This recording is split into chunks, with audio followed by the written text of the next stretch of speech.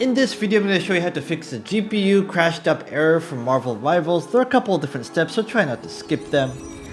Okay, the first thing you want to do is, of course, update your drivers. I'm not going to really show you how to do that. You should know how to do it, but download this app if you're on Nvidia. Go to drivers, go to download. Okay. Now, after you've done that, go to Device Manager and go to Display Adapters. Once you're here, find the display adapter that you are currently at. Go to Properties, go to Driver, and try rolling back the driver.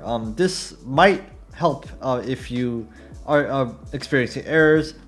Now, if this is grayed out like it is for me, you have to go and manually download an older driver. But rolling back the drivers, especially if you notice that you updated the driver and you're experiencing errors, might be something you want to consider. So the next thing you want to do is try to increase virtual memory. How do you do that? Okay, go to Search, go to Advanced System Settings. From here, go to the Advanced tab. And you'll see Performance. Under Performance, click on Settings. For here, go to Advanced. And for here, you're going to see Virtual Memory. Under that, click on Change. Okay. Now you want to turn off Automatically Manage Paging File Size for all drivers. You want to click a Custom Size. And you want to set this. So the initial size you want to be the size of how much RAM you have. Keep in mind this is megabytes, so if you have 16 gigabytes of RAM, you want to write something like 638384, that's 16 gigs. If you're on, it doesn't have to be exact by the way, if you're on 32 gigs or 64 gigs, then just change this accordingly. And you want the maximum size to be roughly double of this size. Then hit OK and save, or hit set I should say, OK then save. And restart the PC to save the changes. Okay, the next thing you might want to try is to disable overlays. So go into Steam settings. Okay, here, in game, and then you want to uncheck enable the Steam overlay while in game. Nvidia, you want to do the same. So go back to that Nvidia app that I showed you earlier. Go to settings and turn off the Nvidia overlay. It is quite annoying anyway, so maybe you just want to keep this off. The next thing you want to do is verify the game files. Open up Steam, right click, go to properties, installed files, verify integrity of game files, wait for it to finish, and see if that fixes the issue. The thing you want to do after this is disable curve optimizer or undervolting. I can't really show you this, but you want to restart your PC and enter the BIOS, usually by pressing F2 or delete.